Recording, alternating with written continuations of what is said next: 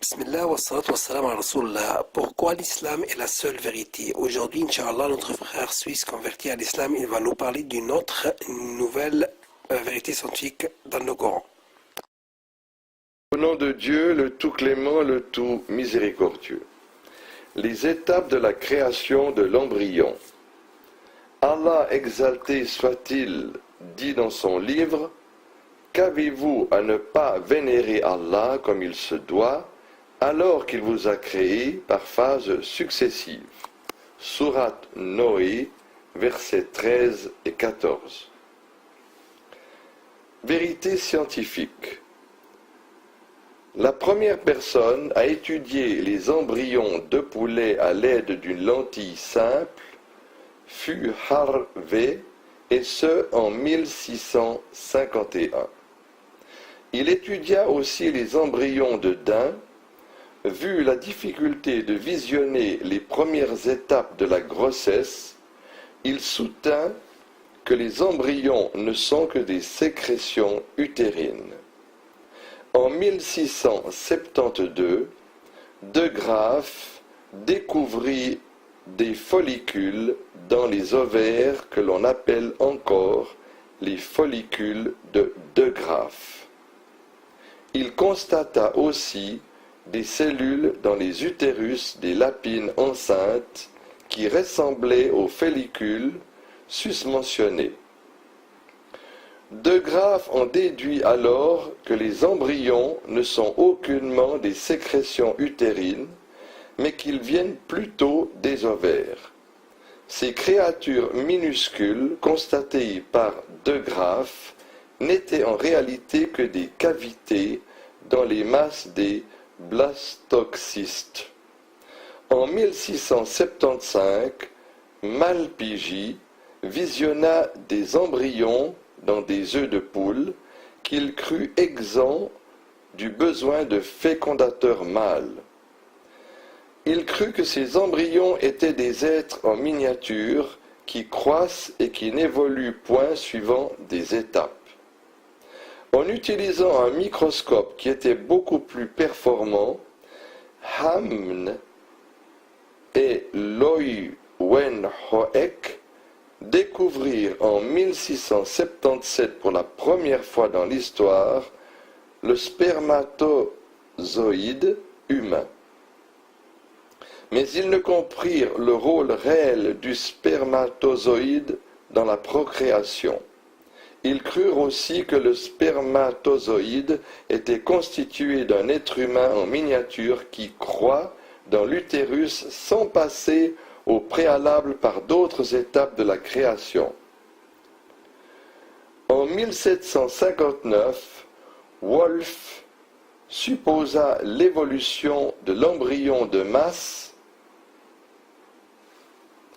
primitives qui n'ont pas encore la formation de l'être complet.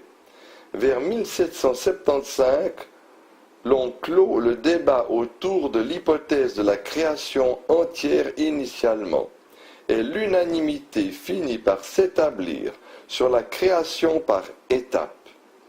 Les expériences de Spallanzani sur les chiens corroborèrent l'importance des spermatozoïdes dans la reproduction.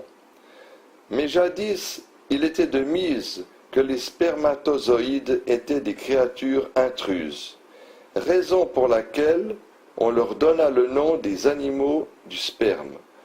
Et en 1827, après la découverte du spermatozoïde d'à peu près 150 ans, von Baer constata l'ovule dans un ovaire de chien.